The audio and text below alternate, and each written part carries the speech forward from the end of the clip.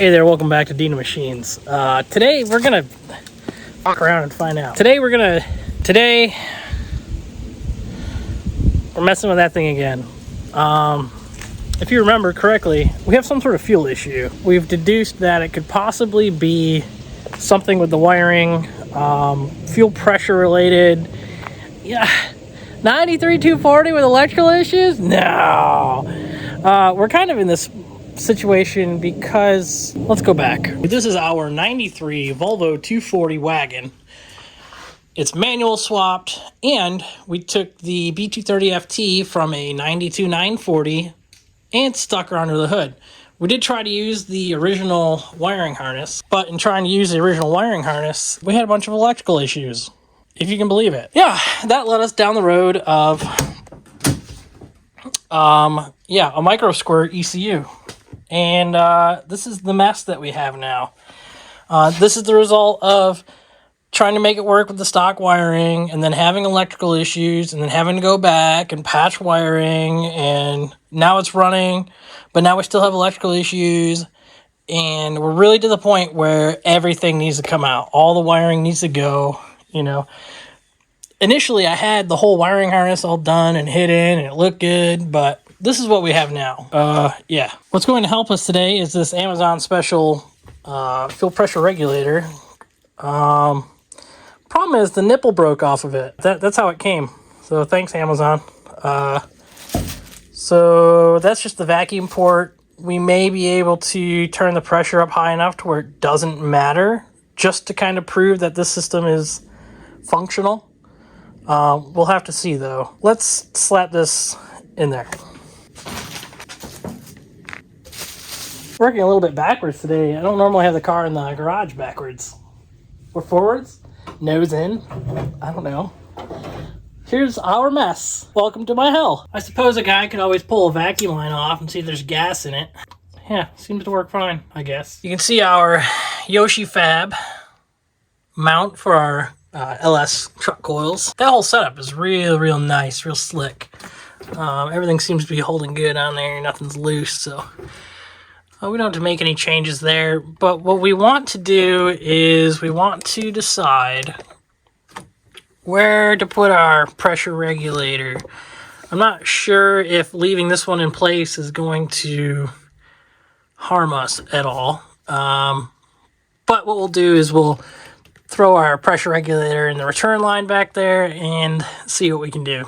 That regulator that I bought does have a gauge on it, and I'm most interested in just seeing what pressure we're sitting at. Because if we put it in there and it's like 10 PSI, chances are there's an issue with the fuel pump again. Great.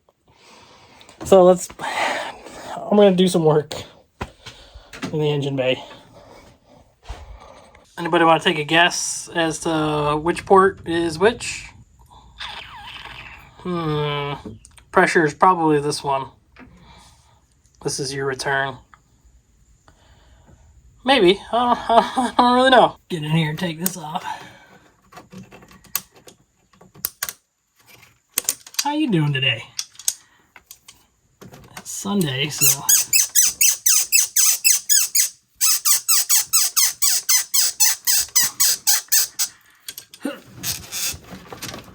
Oh, shit. Bent that. You know, it's interesting. My return line is dry. The plot thickens. Got some of that. At least it fits snug.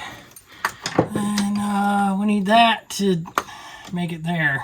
So we'll have to loop it, I think, just for prosperity. And again, I'm not going to cut anything for this because I want to be able to maintain the original hoses.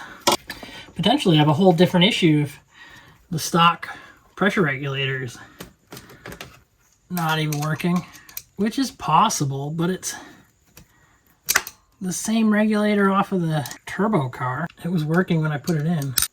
Famous last words, right? Ran when parked.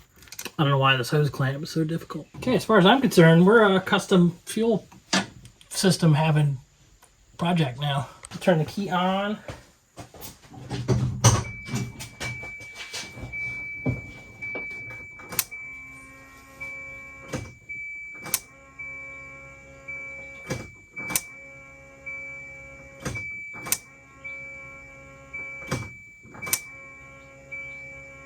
Okay, now riddle me this, Batman.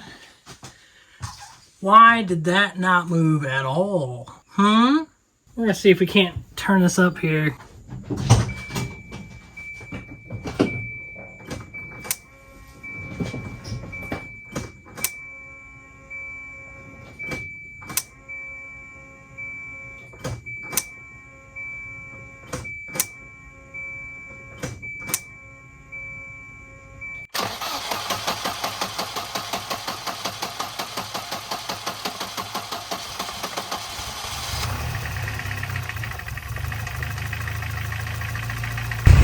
At least it starts really well, right? I think there's a problem.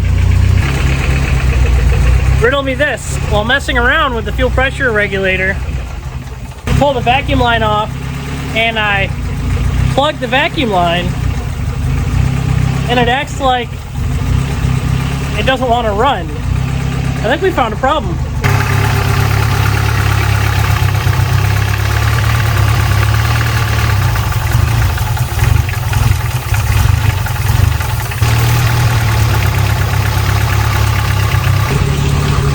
Pay no attention to all the piston slap. It's fine. It's fine. It's good. Fuel pressure regulator may be the problem. I think I'm going to pull off the return side of the pressure regulator to see if maybe there's fuel there. If there's no fuel there, then it doesn't make any sense though. If the fuel pressure regulator was actually creating an issue, wouldn't we have enough fuel pressure? Unless we have multiple problems. And if we have multiple problems, then maybe we have a dead fuel pump again. And then also maybe we have vacuum issues again. And also fuel pressure regulator issues.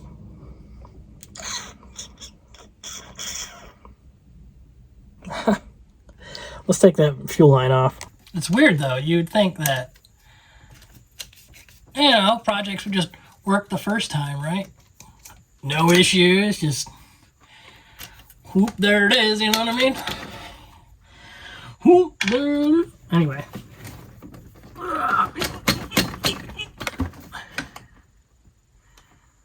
That line is very dry looking. Let me cycle the key on. You can yell at me if it squirts.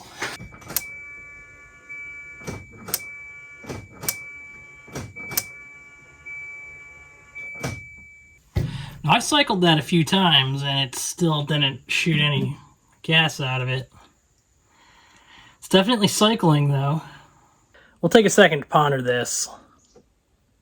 You can hear a pump priming, but we're not getting any fuel past the fuel pressure regulator. What's that? Critters. No freeloaders.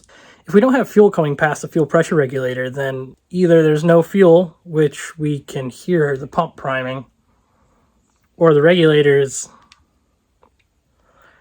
hasn't reached its maximum pressure yet. There are two fuel pumps. Let's play around with this idea. We gotta figure out if both pumps are priming. So, okay, back of the car. This is Volvo 240, it's the back. We're going in the hatch. As you can see, it's very well organized in here. Try not to ruin the wiring. So that's the plug. Clearly it's plugged in. I'm going to disconnect it and we'll see what happens when I prime it. There.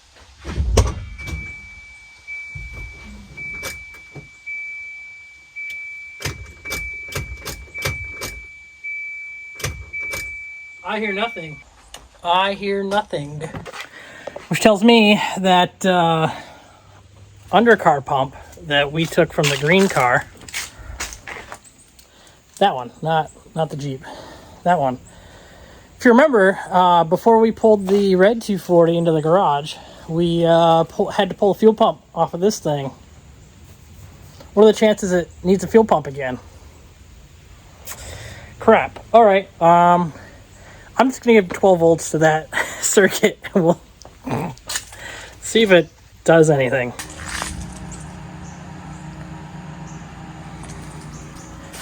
Dang lawn care enthusiasts. Anyway, that's the TDI motor. We should put it in this thing. Anyway, let's see here. I was gonna try and take the plug from that, but seems like a lot of work. That was interesting to see what's in old cars,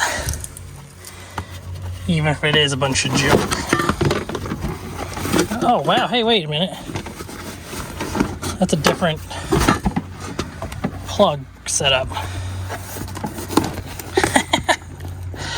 Hey, look, more rust.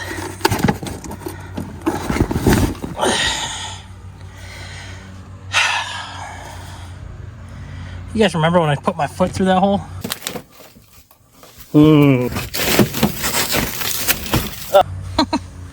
Anyway, yeah,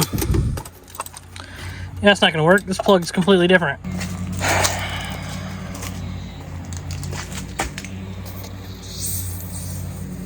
How badly do we want to hotwire it? I don't, not that badly. Getting in here to look at this. It's just 2 spade connectors. I think we can work with that. Look over in here, see if we can find some terminals. Yeah, we're gonna do this dirty. And I guess we're gonna have to do a dual battery setup, huh? Okay.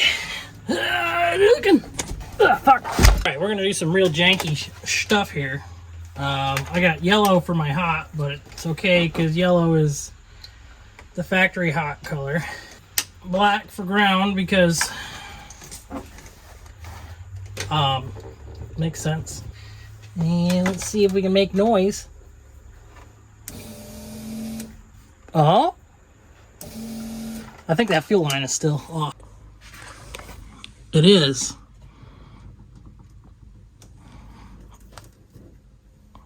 And we got fuel out of it now. Well then, just gonna prime it a couple times and we'll see what it does.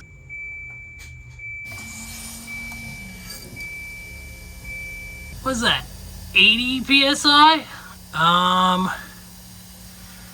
That's probably fine. I wonder what it sounds like when it's running, though. Houston, we have a problem.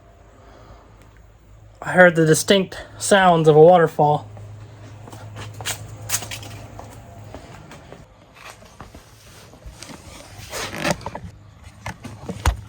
Oh, goodness. So join me as I carefully roll this thing out of the garage without setting myself on fire.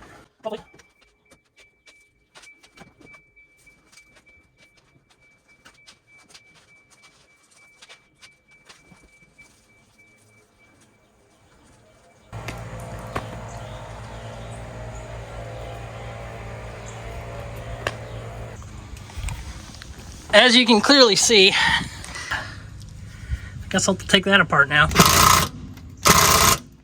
And the impact battery's dead. Let's see if it'll even take it out. It's the fuel line that's leaking.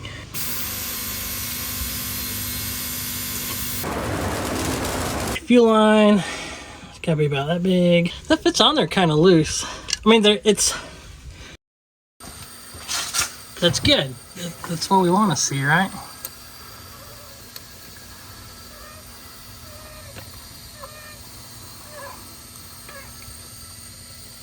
It's right where the stock fuel pressure regulator should be. Ah, look here. Looks like we had a moisture problem going on the fuel pressure regulator now. All right, well, let me kill a pump. It's not one thing, it's another. I want to drive it. I need to fix that. Okay. Tight there. New fuel line here. Vacuum lines on the fuel pressure regulator. Huh? Let's see if it leaks. So I started it and it's pig rich, so back to the computer.